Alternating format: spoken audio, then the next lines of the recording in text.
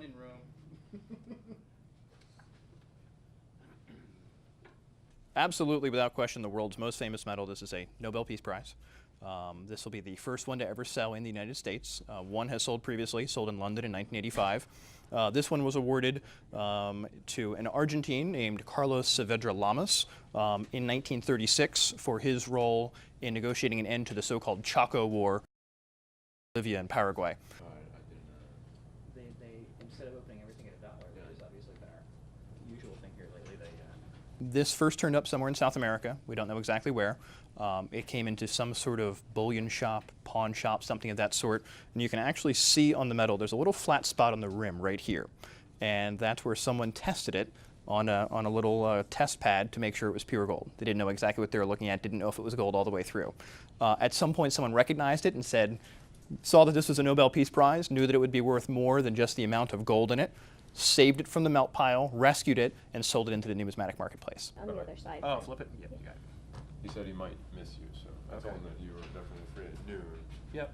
But he said he's... In terms of just its raw gold content, this weighs about a half a troy pound of gold. It's 23 karat gold, about 95% pure. If you were to melt this into a slug, it would still be worth about $10,000, just for the amount of gold in it. We suspect this will probably bring on the order of $50,000 when it sells at auction. But again, it could go much higher.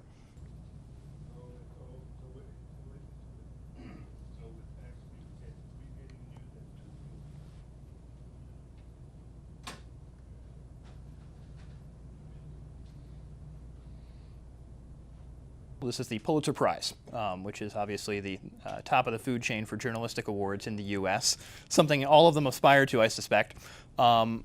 It's a very rare medal, not in terms of the actual quantity known, but almost all of these are still in the hands of either the individuals or the institutions to which they were awarded.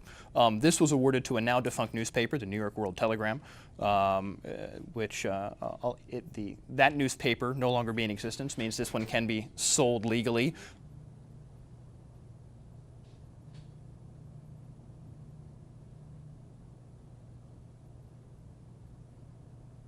This was done by Daniel Chester French. He was the sculptor who engraved this. French is best known for the Lincoln Memorial and a number of other very famous American sculptures.